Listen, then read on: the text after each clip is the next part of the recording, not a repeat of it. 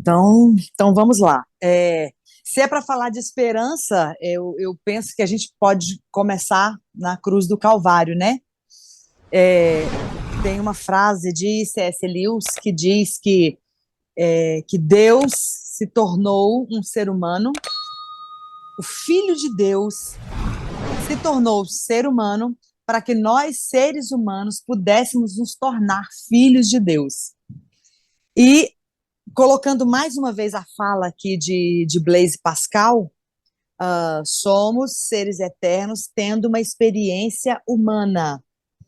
Então, a cruz nos aponta isso de um jeito tão forte, porque presta atenção, Jesus, um ser eterno, desceu, desejou ter essa experiência humana, voltou para a eternidade para dizer para a gente, é a mesma coisa com vocês, não tem nada de diferente. A partir da morte de Jesus, a partir do sangue dele derramado na cruz, ele nos compra para que o Pai nos adote como filhos e filhos eternos, filhos do seu amor. Meu Deus, isso é muito poderoso. E aí, a partir disso, a partir dessa morte, a partir da cruz do Calvário, você e eu podemos ter esperança. Haja o que houver, aconteça o que acontecer aqui, a nossa esperança, os nossos olhos precisam estar voltados para aquilo que aconteceu na cruz. E não foi à toa que Jesus disse que a semente deveria morrer para que de fato houvesse nela um propósito de vida. Qual é o propósito de vida? Porque quando a semente. A gente não precisa ser agricultor, ser agrônomo, ser biólogo para entender que uma semente, ao ser enterrada, ela morre para de fato germinar. Ela morre para que de fato ela tenha então o quê? Vida. A partir do momento que a semente morre e começa então germinar, frutos vão sair dessa semente. Ela deixa de ser apenas uma simples e mísera semente, insignificante semente, para ser aí uma árvore e dar muitos frutos, e esses frutos vão gerar outras sementes, que vão gerar outras árvores e outros frutos, e vão dar sombra aos homens, e vão aconchegar ninhos de muitos pássaros, e vão alimentar seres humanos e aves, e assim por diante. Ou seja, ela passa a ser útil, ela passa a ser útil. Então, quando as lutas da vida, quando as questões difíceis da vida batem à nossa porta, nos espremem com as angústias do ser humano, da nossa ser humanidade. E aí a gente olha e fala: caramba, mas como tá difícil, porque tem dia que é muito difícil. Tem dia que é muito difícil para todos nós, para todos nós. Nós precisamos colocar os nossos olhos na eternidade. E como é que eu faço para colocar os olhos na eternidade? Volto a dizer, e agora de forma resumida, para você inculcar isso no seu coração e na sua mente, para nós inculcarmos. Olhe para a cruz. Olhe para aquilo que Jesus fez lá na cruz. Tudo que ele fez, ele estava apontando que é tudo que ia acontecer também com a gente, guardadas as devidas proporções, porque talvez nós não sejamos presos pelos romanos e crucificados na cruz, mas nós seremos crucificados todos os dias da nossa vida, porque essa carne aqui, que é perecível, precisa caminhar até a cruz, para que de fato germinemos, morrendo assim, nós vamos germinar, dar frutos. Então, vamos olhar para a cruz e entender o que Jesus fez. Ele, enquanto Deus, escolheu ser filho de Deus, que desceu para ter uma experiência humana, morrer na cruz e voltar para o Pai. E não vai ser diferente com a gente. Nós somos seres eternos. Vamos ser enterrados dia após dia e literalmente também, né? Vamos alcançando, né, essa bênção de envelhecer e em algum momento sermos enterrados, e vai ficar sementes nossas aqui, nossas palavras são sementes, nossos filhos são sementes, nossos filhos espirituais são sementes, aquilo que fizemos com as pessoas e pelas pessoas é o nosso legado, é a nossa semente, que vai virar árvore, inclusive depois que nós nem estivermos mais aqui. Então, nós não precisamos nos desesperar quando os dias estiverem muito difíceis, muito difíceis. Olhemos para a cruz, porque Jesus, sendo filho de Deus, desceu para ter uma experiência humana para que nós humanos nos tornássemos filhos de Deus. Somos filhos dele, somos filhos da eternidade. Nos desapeguemos, então, das coisas terrenas. O que você perdeu, se foi o emprego, se foi um casamento, doeu, está doendo ainda, mas essa é a nossa morte de cada dia. Essa é a nossa morte de cada dia, para que, de fato, em algum momento, abracemos a eternidade. E é aqui que eu faço uma ponte com a essência do reino em 360 graus. A igreja precisa começar a apontar, o posicionamento da igreja precisa ser intencional nisso. Porque em algum momento eu olho para alguns pregadores e para algumas comunidades de fé e percebo que elas estão preparando suas ovelhas para viverem aqui. E não é isso.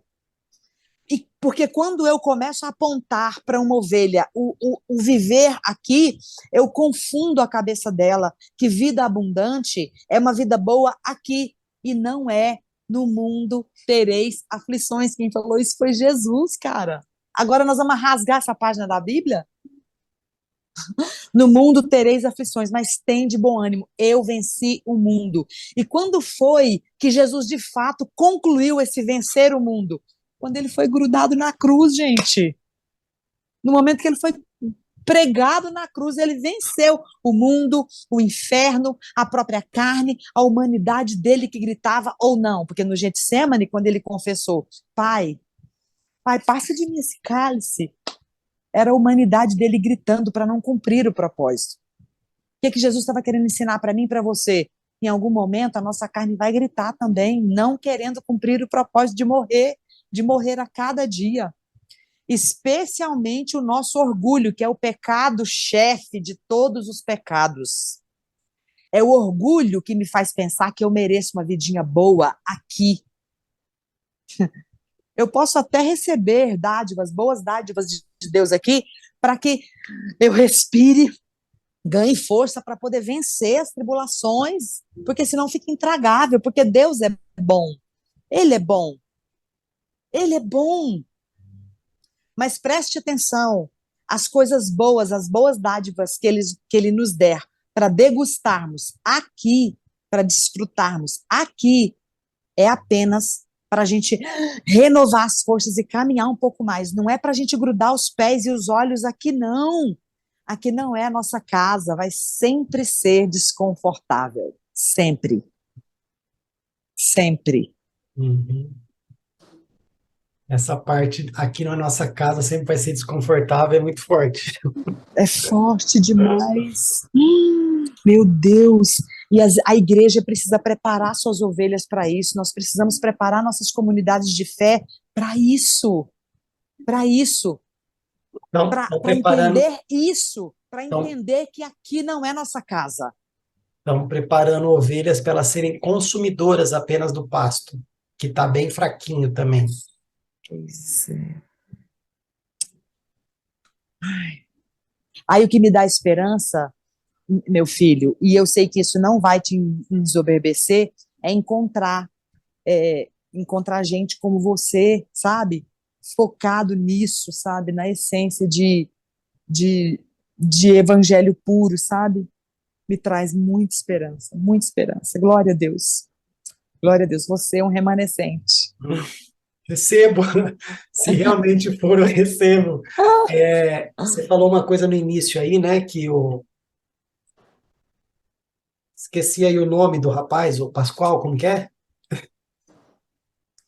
Blaise Pascal. Blaise Pascal, que ele fala que nós somos É, seres eternos tendo uma experiência humana, e não o contrário, né? isso. E eu costumo... Essa frase é minha, tá? Não peguei de livro de Tá, ninguém, tá? tá. Vou anotar. Não peguei do livro de ninguém. E se alguém falar, não, mas eu já escrevi isso, cara, então foi Deus revelou para nós dois, Amém. porque, né, eu não. Mas para mim, a frase é o seguinte: Jesus veio como homem para ensinar ao homem que, mesmo sendo homem, é possível agradar a Deus. Né? E tem uma frase agora que apareceu aí no podcast da vida aí, quando você fala que a igreja não está sendo preparada, né, para entender dessa eternidade, nós estamos pregando o seguinte: Deus te aceita como você é. Deus te aceita como você é. Eu já ouvi muitas pregações falando isso. Venha como estás, ok? Mas vai ter que permanecer como está? Não. Aí, esse pregador disse, olha, eu vou falar uma coisa aqui que vai chocar vocês. Deus não nos aceita como somos. Aí o cara do podcast já deu uma olhada assim e falou assim, Deus não nos aceita como nós somos. Porque se ele aceitasse nos aceitasse como nós somos, não precisaria de cruz, não precisaria de conversão, não precisaria de santificação, não precisaria de regeneração, não precisaria de santificação, de justificação, não precisaria de nada. Deus nos aceita como estamos, crendo que a obra de Cristo nos transformará naquilo que Ele quer que sejamos. Uau. Ele não nos aceita como nós somos. Não. Ele nos aceita. A beleza, ele fala assim, a beleza da graça é que Deus nos recebe como estamos. Filho pródigo. Ele nos recebe como estamos, crendo que a obra de Cristo na cruz nos transformará naquilo que Ele espera que sejamos. Mas é pregado isso? Não, não, não. Você fala sobre eternidade, já dá um boom na cabeça da pessoa. Nós somos seres eternos, tendo uma experiência humana, só que a ativação do que é eterno em nós foi desligada em algum momento, não é possível. A gente não entende o que é eternidade. Não entende. Não vou discutir com você aqui, não vou pegar versículos bíblicos, não vou dar experiência. Estou falando nós não entendemos o que é eternidade. Porque estamos longe daquilo que é eterno. Estamos desconectados do eterno. Por quê? Fomos ensinados a viver nessa vida. Qual foi a frase que eu falei para você nos bastidores? O quanto que você conhece do céu determina o quanto você está preso na terra. Pergunta para qualquer cristão aí que se diz cristão, né? Queridão, quando findar todas as coisas, o que a gente vai fazer no céu? O quê? Tocar harpa?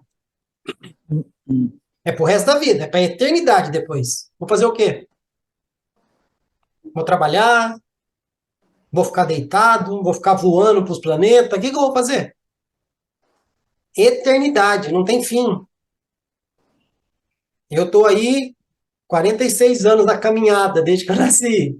É um tempo. Agora, parar e pensar que é pro resto da vida, sem morte, sem fim, eu vou fazer o quê? Olha o quanto a gente conhece do céu. Olha o quanto a gente está apegado a essa experiência divina. Teve um cabra aí que, vamos dizer assim, né, que ele se segurou um pouco porque ele teve visão do terceiro céu lá. Né? E o cabra não quis nem contar para nós o que ele viu lá. Mas todo mundo tem essa visão? Todo mundo tem essa experiência? Era para ter. Não somos eternos? Não somos embaixadores do reino? Mas o que a gente conhece desse reino?